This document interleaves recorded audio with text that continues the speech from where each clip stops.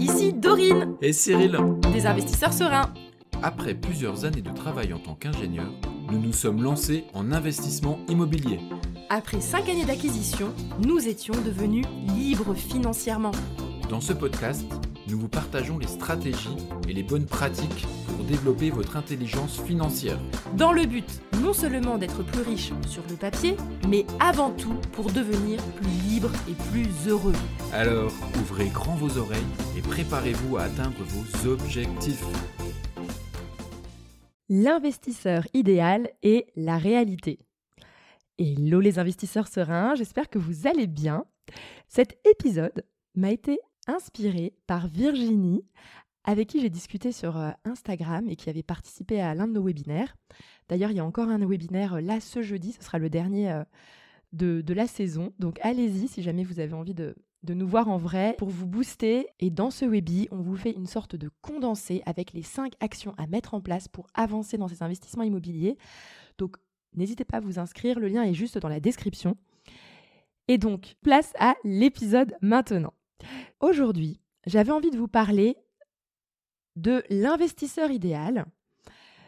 Je vais vous expliquer qu'est-ce que j'entends par investisseur idéal et également vous rassurer que cet investisseur idéal, il n'existe pas et donc il va falloir s'adapter à sa propre réalité, à sa propre situation. Alors, commençons par l'investisseur idéal. L'investisseur idéal, déjà, il a une excellente capacité d'endettement, forcément. Il a d'excellents revenus et il a vraiment beaucoup de marge en capacité d'endettement. Il n'a peut-être pas encore acheté sa RP, il vit dans une location avec un tout petit loyer et donc il a une marge mais incroyable. Ok ? Deuxième qualité de cet investisseur idéal, évidemment, il a énormément d'argent de côté.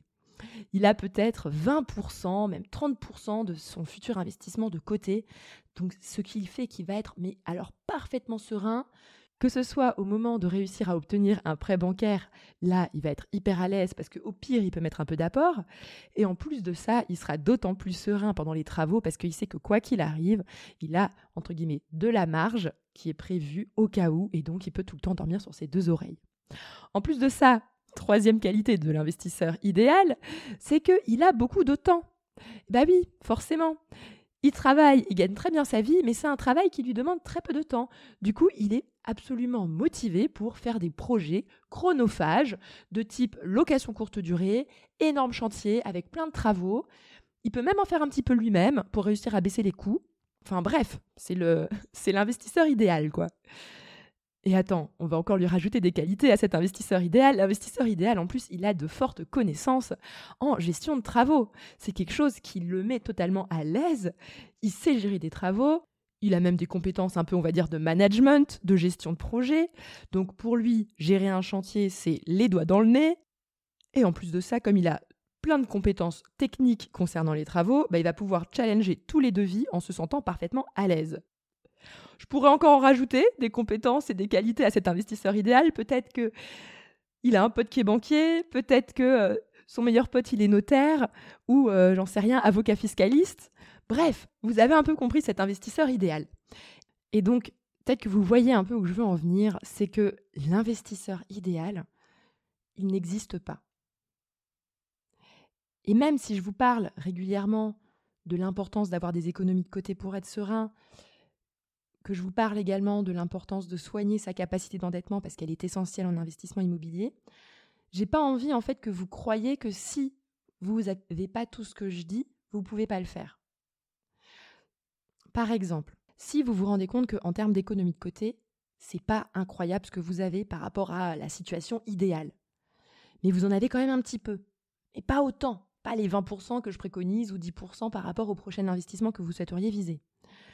Si malgré ça, vous avez de la capacité d'endettement, mais que certes, vous n'avez pas toutes les économies de côté pour être archi à l'aise, c'est pas une raison de ne pas le faire. Franchement, à partir du moment où vous avez de la capacité d'endettement, il faut quand même y aller. Moi, personnellement, si j'avais vraiment des économies faibles, mais on va dire quand même un minimum de matelas, que j'avais une bonne capacité d'endettement, j'attendrais pas 2 ans de me faire un matelas d'économie avant de commencer à me lancer dans l'investissement immobilier. Je me lancerai quand même maintenant. Parce que vous savez que dans tous les investissements immobiliers qu'on fait quand on utilise la banque et donc l'effet de levier, en fait, on va rembourser un capital tous les mois. Et le remboursement de ce capital, c'est finalement une forme d'épargne cachée qui est invisible, mais en réalité, à chaque fois que vous remboursez une mensualité, vous épargnez, vous mettez de l'argent de côté. Donc, j'ai vraiment pas envie que vous pensiez que parce que vous ne remplissez pas tous les critères, donc vous ne pouvez pas faire d'investissement. Ok ? Et moi, par exemple, avec Cyril, typiquement, nous, on n'avait pas de temps et on n'avait aucune compétence en travaux. On s'est quand même lancé. Et en l'occurrence, je ne vais pas vous mentir, les travaux, on les a payés trop cher, on s'est fait avoir sur certains points, clairement, parce qu'on n'avait pas encore les compétences, on n'avait pas non plus l'expérience pour gérer un chantier, vérifier que les travaux étaient bien faits de telle ou telle façon. On a appris sur le tas, et en plus de ça, comme on n'était pas très présent, comme on avait un emploi du temps très chargé avec nos 2 enfants en bas âge et nos emplois à temps plein, le suivi de chantier, il n'était pas idéal. Et donc, ça a pris plus de temps.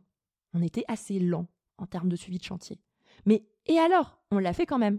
En fait, ce que j'ai envie que vous compreniez à travers cet épisode, c'est vraiment qu'il faut que vous vous rendiez compte que c'est impossible d'avoir un dossier parfait. Et si on attend d'avoir le dossier parfait, concrètement, on n'y va jamais.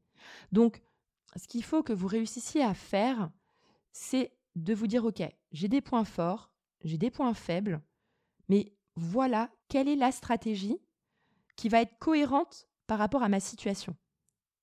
Et je sais que c'est pas facile parce que chaque cas est complètement personnel.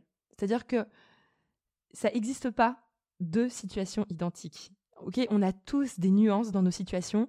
Parfois on est en couple, parfois on est célibataire, parfois on est en couple mais l'autre ne veut pas s'impliquer, parfois on est en couple et l'autre il est absolument pas complémentaire ou n'a pas de compétences particulières non plus.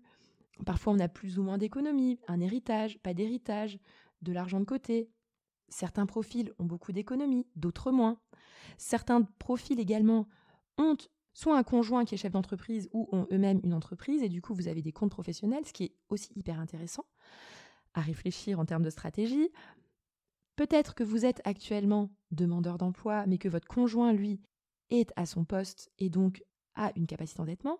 Vous voyez, en fait, chaque cas, chaque situation, en fait, il y en a tellement une variété, mais énorme, qu'il faut réussir à réfléchir à qu'est-ce qui va m'être utile à moi. Et même si je ne suis pas parfait, comment est-ce que je peux faire pour avancer dans ma condition, dans ma situation ? Si par exemple, comme dans le cas que j'ai dit tout à l'heure, vous êtes ric-rac en termes d'économie, mais que vous avez quand même de la capacité d'endettement, il va falloir réfléchir à des stratégies où vous avez un risque de baisse de trésorerie qui est faible. Donc vous savez que vous allez devoir négocier fortement votre crédit en utilisant par exemple la technique de l'acte en main. Si jamais vous ne savez pas ce que c'est, je vous invite à aller écouter l'épisode 55 qui s'intitule « Les 3 circonstances où l'on doit mettre de l'apport » et je vous parle justement de l'astuce de l'acte en main. Donc n'hésitez pas à aller l'écouter si vous ne savez pas de quoi je parle. Donc si jamais vous êtes dans ce cas d'avoir peu d'économie, peut-être que vous allez utiliser l'acte en main. Peut-être qu'en termes de travaux, vous allez vraiment réussir à emprunter une enveloppe assez large, une belle enveloppe de travaux pour avoir de la marge. Ou peut-être même vous pouvez vous orienter sur un bien avec très peu de travaux, voire sans travaux. En gros, il faut que vous adaptiez votre stratégie par rapport à votre situation. Et je vous en parle là, il va falloir que vous fassiez un travail parce que c'est vraiment difficile, parce qu'on a énormément de contenu sur Internet, sur les podcasts, etc., sur YouTube, sur tout ce qui existe. Et forcément, quand on donne des conseils, on fait des généralités. Et moi, je suis la première à le faire, donc je suis vraiment désolée pour ça. Je fais des généralités. Mais il faut réussir à réadapter les généralités à sa situation pour vraiment vous construire votre stratégie sur mesure qui soit pertinente par rapport à votre situation. Et c'est aussi pour ça, en fait, que dans tous nos accompagnements, dans toutes nos formules, on propose systématiquement de l'accompagnement individuel. Parce que je me rends compte qu'en réalité, le plus dur, c'est pas de connaître toute la théorie. Le plus dur, c'est de réussir à l'appliquer à sa propre situation. Et c'est ça qui est difficile. Donc, moi, je le sais, c'est pour ça que dans notre façon d'accompagner les gens, systématiquement, on va prendre le temps d'apprendre à vous connaître, de passer 1 heure, 1 heure et demie à discuter de votre cas et de vous donner nos conseils avisés ou notre point de vue pour vous aider à établir un plan d'action qui va être sur mesure.